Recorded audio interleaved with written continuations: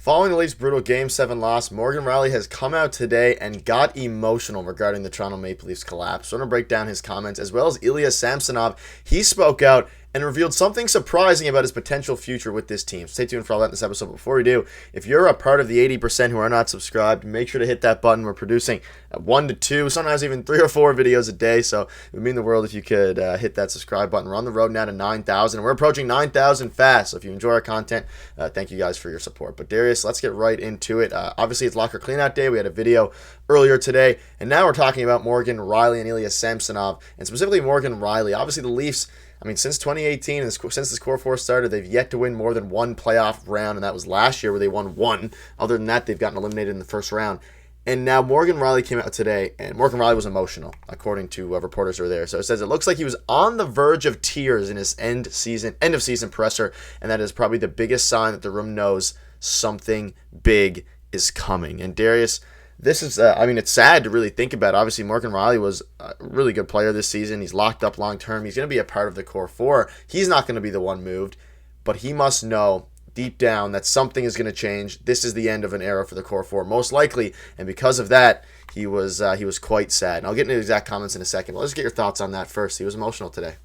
Yeah, I think the foremost reason he was emotional is because obviously things are going to change. I mean, it's the chatter around media, the fans, everyone, and I'm sure it is within the Leafs organization as well. Things are going to change. So obviously emotional about that, about the Game 7 loss, because obviously these guys still want to be playing. Like today, they're doing a locker room clean out. They should be playing Game 1 of the second round. So there's a lot at play there as to why he was emotional. But honestly, I liked a lot of what he said. He didn't sugarcoat anything. He said we need to be better in these areas. I don't like the whole thing where they're like, hey, the Stanley Cup is hard to win, all that. We know that. All right. We understand that. So he didn't have to throw that in there. But I like how he didn't sugarcoat anything and say, we're right there. Like, no, he was pretty upfront about everything and said we were not good enough. He wasn't happy about it. And I like more of that honest stuff and these honest quotes and laying it all out there. I think that's better for the fans too, instead of being gaslit all the time and told and fed things that just objectively aren't true, and you're trying to hold on to hope the whole time when we know that this structure does not work. So I don't blame the guy for getting a little bit emotional. I'm sure he knows changes are coming, and I did like a lot of what Morgan Reilly said today. Although I don't like that he didn't speak to the media after Game 7. I'm still a little bit, upset about that. I think that was a little weird. But here he was today, and I liked most of what he said. And let's get into what he said a little bit of it at least. He said on how close the Leafs are, I'm not going to stand here and tell you we're on the doorstep because we're here today cleaning lockers, but there is belief that it's attainable. That's what drives a player. And how close are the Leafs is a question that none of us really know because they haven't gotten anywhere near their goal of winning a Stanley Cup or even getting to a Stanley Cup final. But this quote is fair enough. And Darius, again, you can go and read the whole quotes of what he said. But yeah, you basically just covered it. He didn't really sugarcoat anything, but him not speaking to the media after the game was a little bit of a sad, and especially because he was the one who really was at fault for letting in, not fully, but he was kind of the main culprit for letting in the goal, David Pastrnak, in Game 7. But now he's coming out and saying that, which is fine, and he was very emotional with it. But I think the ultimate thing here is that there's no point of talking about the past, really, at least regarding Game 7. We know that changes are going to come to this team in one way or another, and that's why Morgan Reilly was not upset. I guess he was emotional about the loss. And let's also not forget, losing a Game 7 in general is pretty rough after playing a grueling 82 games. You get to a Game 7 after being down 3-1, and you lose in overtime. Classic Leafs fashion, but we don't know exactly what changes are coming, but it seems like he knows that there definitely are going to be some. Do you have any final thoughts? I'm sure the vibes are off today. That's what it is, right? I'm sure he's getting a little emotional about that the vibes are off and changes are coming. I'm sure there's a lot of stuff that happens behind the scenes that we just don't see, and I'm sure that today has not been an easy day for him. And again, like you said, like not only all of this stuff happening around it, and I'm sure he wants to keep his friends on the team because that's what it is too, right? But changes are coming, and he was on the ice for the goal against in overtime. That does not feel good. And not only that, it was kind of his fault. This is a play that the Bruins have played before. You would hope that you watch video on it. And again, it's a split-second decision, and things happen, I understand.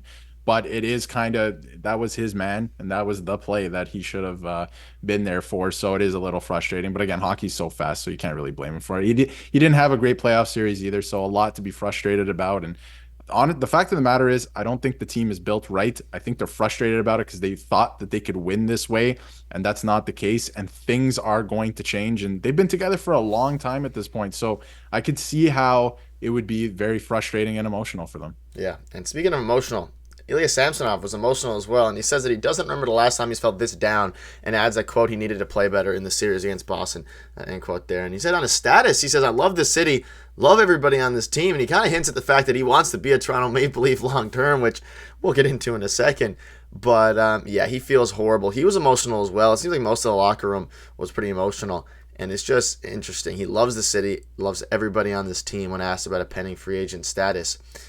Darius, do you have any thoughts on this? I mean, we kind of wrote it off as him not coming back. You have Joseph Woll, who I think is the future. Well, Dennis Hildeby and Joseph Woll, depending how Dennis Hildeby continues to develop. But for now, Joseph Woll is the immediate future goaltender of this team. He proved it in the playoffs. He had a bit of a rough start, or return from his injury, but he had a decent start to the regular season. He was great last year. Do you have any thoughts on bringing Samsonov back? We'll have a full video covering it, I'm sure, in the coming weeks, but I just don't know if it's the right play. But it's good to see that it seems like every player loves, you saw in our video earlier, every player loves the Toronto, wants to stay with the team. It's just a recipe for not winning, apparently. I'm sure everyone wants to stay with the team, and it's a great city, right? And I love Ilya Samsonov. He's given me good vibes ever since he got here last season. And I think he's funny. I think he's good with the media. I think he's a league average goaltender. But for the health of the team, I think you drive him to the airport yourself. I think you send a car for him and drive him to the moon. I think his time here is done with the Toronto Maple Leafs. For that, just for the health of the team, I think they need a better option, especially the way the team is built. And we don't know what's going to happen next year. That's a topic for another time. Maybe the team doesn't even change as much as we think it's going to. You need a better option back there, and you do have one coming up. Hildeby looks like he's going to be the real deal. And Wall, if he can stay healthy, is really good. We've seen it, right? So I think you have to move on from that. He was a great stopgap, and he did great. He won their first playoff series in 19 years last year. So thank you all for that. But I think it's time to move on from Ilya Samsonov, and you have the option to do it now. He's not under contract, so I think it is time to move on. But I think he did have moments here. But again, he's just average, and they have to look for a better option there. Yeah, I mean, they waived him a few months ago, so I can't suspect that they'd want to bring him back. And this is just one last thing. It's a bit of an interesting kind of way to think about it here. And imagine a world where at this time next year, we're listening to Marner saying he doesn't care what the media says, and they have a good group. And John Tavares says they're right there. This happened for 6 straight years, and there are people who still want this. And again, it kind of lends towards the fact that, like, Mitch Marner knows changes are coming and that they're going to be coming very, very soon. And whether that's Mitch Marner, whether that's whoever it is, hopefully not Ilya Samsonov returning, even though seems like a great guy. But I think everyone just knows that it's almost coming to a boiling point now after 6 years or however many years it's been. It's finally culminating in something that's going to change. And I feel like the players, based on this availability, know that that's happening. And that's a bit different than the past. But that'll wrap it up. Let us know what your thoughts are on all this. There's a lot to be covering today, and it seems like some changes are on the horizon, so make sure to have you covered for that. Make sure to subscribe button. We'll see you later.